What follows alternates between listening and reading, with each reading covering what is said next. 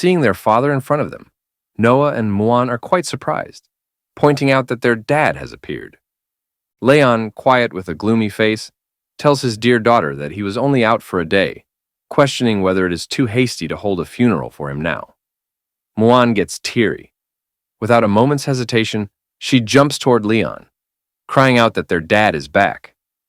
She sobs, saying that she thought he didn't want her anymore. Leon gently pats her head, reassuring her, asking what nonsense she's talking about. He states, how could their dad not want them? Noah pouts and says that she and Muan searched for him at the temple several times but couldn't find him. She thought that he had left them. Leon laughs it off, questioning why he would ever leave.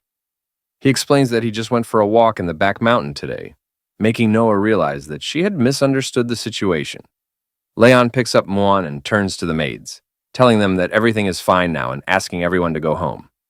Muan excitedly asks if she can eat his tribute meal now that he is back.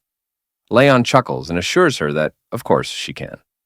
Muan dashes toward the tribute, exclaiming how great it is, making Leon think to himself that she is definitely not like him because she is so greedy.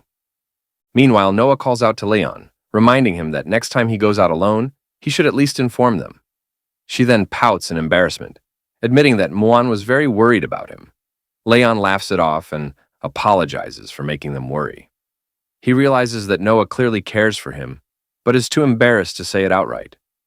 Noah then lowers her head and admits that this entire situation is her fault for not trusting him. She bows and sincerely apologizes. Leon, quite surprised, thinks inwardly whether his entire farewell ceremony was due to her misunderstanding. He notes that no one would have known if she hadn't said anything. He realizes that special children will always take their share of responsibility for mistakes, even when they aren't entirely at fault. However, he acknowledges that this misunderstanding ultimately stems from his failure to provide Noah with a sense of security. He understands that Noah longs for affection and love, but won't take the initiative to seek it. Even if he promises her something now, she probably won't believe him easily. As her father, the best he can do is prove his love and presence through consistent actions. Leon sits down beside Noah, gently patting her head, telling her it's okay. He warmly states that they should go have dinner together. He adds that she has school tomorrow after all. Internally, he promises himself that he will always be with her, ensuring she never has to feel abandoned again. The scene shifts to the queen's bedroom the next day. Muan is sitting beside Rosice as she slowly wakes up. Muan immediately calls out to her mother, exclaiming that she is awake. Her eyes well up with tears as she exclaims that she was sleeping all the time and that she was so worried about her. Rosice, still feeling weak, reaches out and gently wipes Muan's tears. She says that she is sorry for making her worry. She notices that her body lacks strength and her magic power isn't responding. Rosice thinks to herself that, ordinarily, with her Dragon King's body, she should have been able to withstand the side effects of the blood curse backlash. However, she suspects that her current condition is a result of using her power to save that man before. Thinking about Leon, she assumes that, given his personality, he must have escaped by now. Forcing a smile, Rosice asks how long she has been asleep.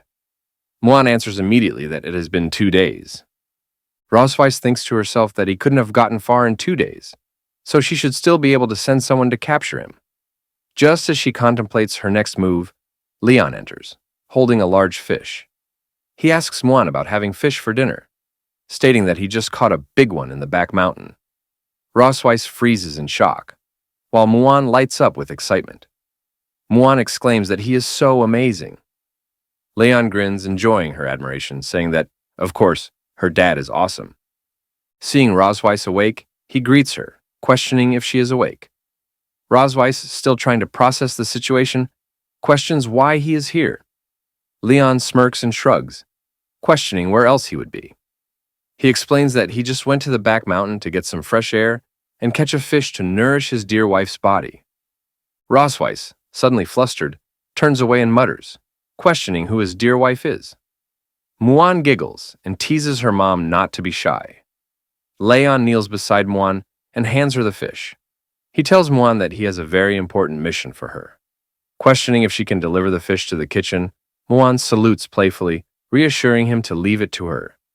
With that, she grabs the fish and dashes out of the room.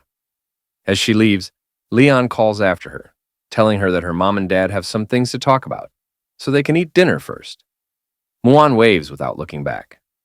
Once they are alone, Rosice narrows her eyes at Leon. She tells Leon that she thought he would abandon his daughter and run away while she was unconscious.